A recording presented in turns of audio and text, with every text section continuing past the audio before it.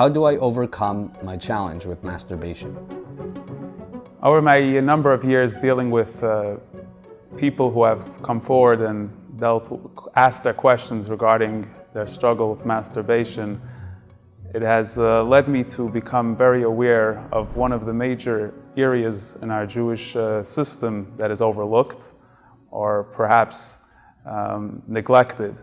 And that is this topic about the prohibition of masturbation, known as Zera Levatola, Chatus Neurim, and the like. And for whatever reason it is, people are afraid, people are scared, educators, teachers, mashpiyim, to discuss this very, very important topic. It's interesting to note that Reb Tzadok HaKohen from Lublin wrote many, many Sfarim. Two of his Sfarim he dedicated specifically to this topic, Tzidkas HaTzadik and Takonas HaShovim. Within those Sfarim, he highlights the major struggle that human beings have to deal when it comes with masturbation. And he actually says something quite fascinating. He actually brings out the point that we don't find any explicit prohibition in the Torah for Hashchas HaZara. It is something that we derive from the story of Er and Oinon, but nothing explicit. And yet when you look in the Rishonim, it seems to be one of the greatest sins, if not one of the greatest. There is some statement in the Zohar that seems to indicate that there is no tshuva that could be for this type of avera.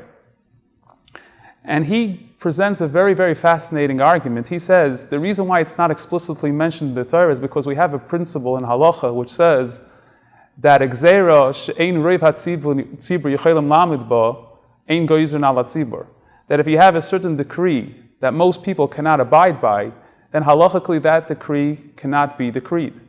And therefore he says masturbation, whether it's with one physically putting his hand to his particular part of his body, or whatever it, however it presents itself, is something which is extremely, extremely hard for a person to control, and therefore the Torah didn't prohibit it explicitly.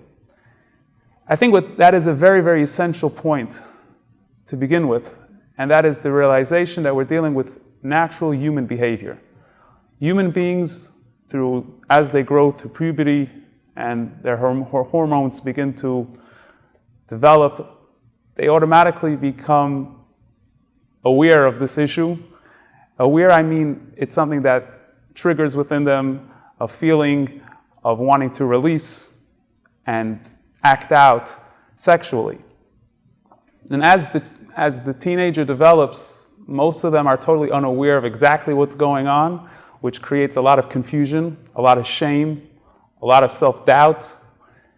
It's a taboo topic, so they're afraid to bring it up to the educators, to their mashpiyim, as we mentioned before.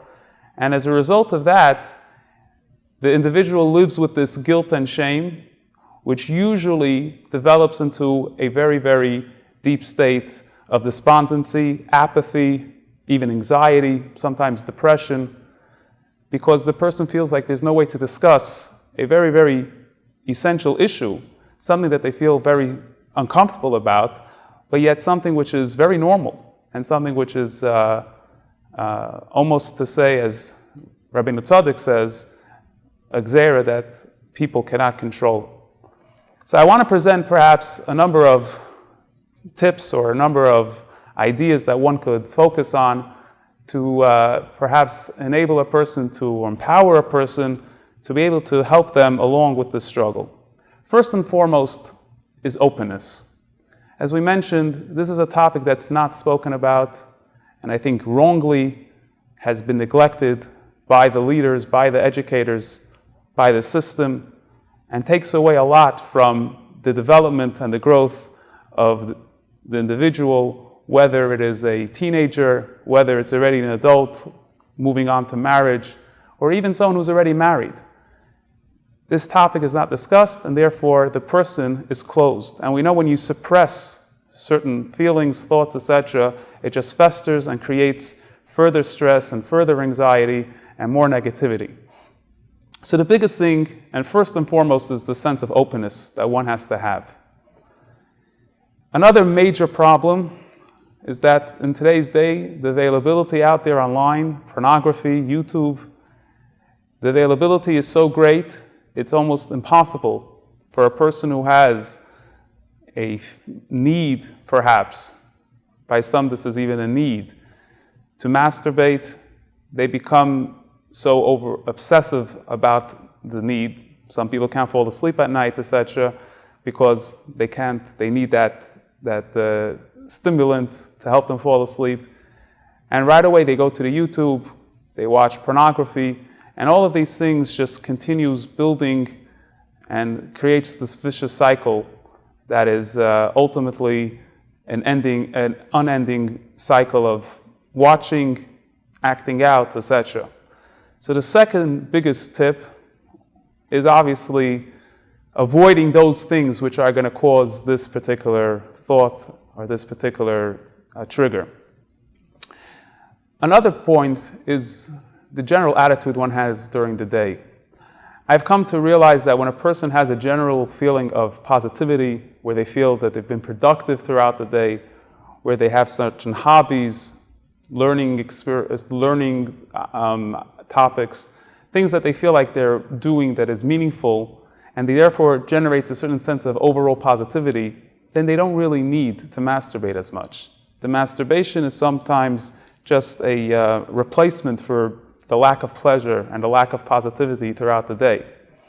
So if a person could create throughout their day a more productive day, a more positive day, which automatically stimulates a greater sense of self-confidence, which is another factor in this case, where a person feels where they're lacking in their self-confidence, and that itself perpetuates the need for masturbation as it creates a certain sense of pleasure, which doesn't necessarily build confidence, but at least makes you feel good about yourself for the 5 seconds that it makes you feel good. Which leads to the next tip, which is the realization of how you feel afterwards. If one wants to give themselves a good sense of whether something is good for them or not, well, test how you feel 2 minutes, 5 minutes, an hour after you finished. Do you feel good about it? Do you feel happy? Or does it make you feel worse? Does it make you feel guilty? Does it make you feel ashamed? These are just some of the basic tips, I think, that one could take when it comes to overcoming their challenge with masturbation. I do want to point out something that the Alter Rebbe writes in Tanya, which is the idea that every time a person refrains from doing something that they're not supposed to, in the language of the Alter Rebbe is b'chol dechiyo dechiyo. Every moment that a person is up for a challenge and pushes away the temptation, they're creating a tremendous, tremendous euphoric element of light that is being produced on the spiritual realms, which impacts the person, the individual, maybe a little bit subconsciously, but it impacts the person to help the person to overcome the challenge for the future. So in short, this topic needs to be discussed. I encourage everybody who